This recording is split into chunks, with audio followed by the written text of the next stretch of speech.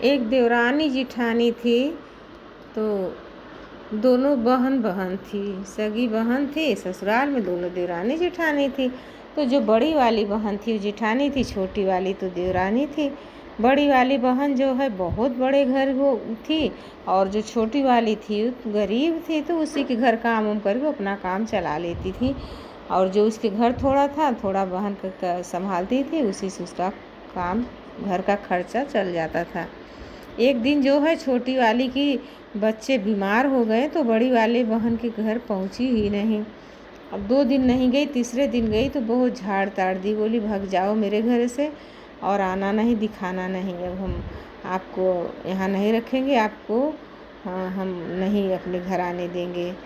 तो छोटी वाली अपने घर जाके रोना शुरू कर दी। रोते रोते उसी तरह बच्चे रह गए और उसी तरह वो भी रह गई।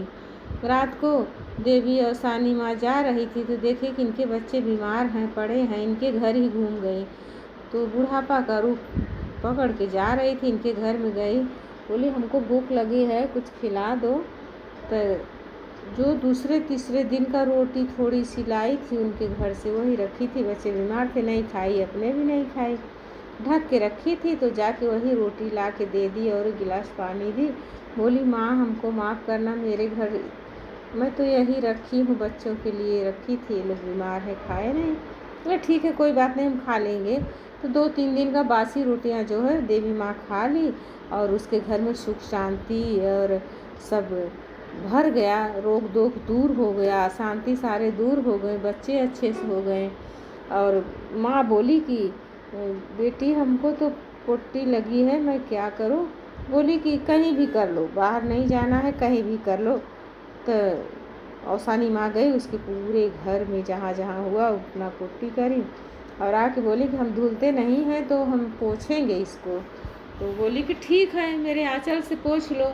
आंचल से पोछ ली। बोले कि बाल से भी पोछेंगे। बाल भी दे दी कि लो बाल से भी पोछ लो। आंचल भी इतना सुंदर खुशबू आने लगा, बाल इतना सुंदर हो गया कि कोई केमिकल लगाने की ज़रूरत ही नहीं, इतना हमेशा नया अच्छा बाल हो गया सॉफ्ट। और उनका दिन बदल गया।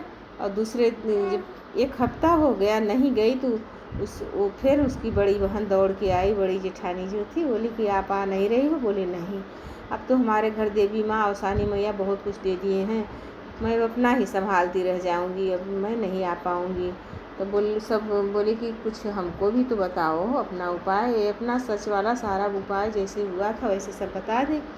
तो दूसरे बृहस्पतिवार को भी उसी तरह 3 दिन की रोटियां सूखी बना कर रख ली ढक के, और उनके घर भी औसानी माई चली गई परीक्षा लेने। जब गई तो देख रही हैं कि बोली कि हमको भूख लगा है, तो वही सूखी रोटियां ला के दे दी, पानी दे दी। तो माँ बोली कि हमको तो पोटी लग गई। बोले जाओ घर में कर लो, घर में कर ली।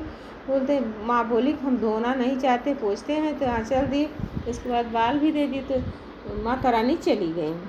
और हाय उसके घर में यूँ गंदगी हो गया कि बाप रे, वहाँ का रहना मुश्किल हो गया। इसका पूरा बदन गंदा हो गया, गंदा महक रहा है। तो बहुत परेशान हो गई छोटी के पास, बोली कि ये क्या हो रहा है, ऐसे क्या हमको बताइए। बोले हम ठीक बताएं, मेरे तो था नहीं, आप तो दिखाने के लिए करी हो, तो दिखाने का यही सब होता है।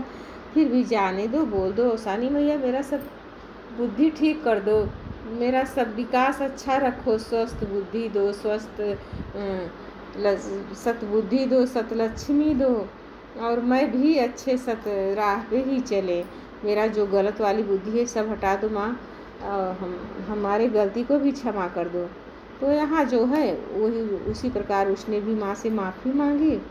और यहाँ इस कहानी में दिया है कि कोई दिखावा से कोई कुछ होता नहीं है, बल्कि उसका और सब बिगड़ भी जाता है। इसलिए जो काम करो सच्चे मन से करो, और ज़्यादा से ज़्यादा सच्चाई पर ही रहो, इस भव से पार हो जाओगे। और सानी माँ की कहानी जो कहे सुनाए उन सबका मनोकामना पूर्ण हो।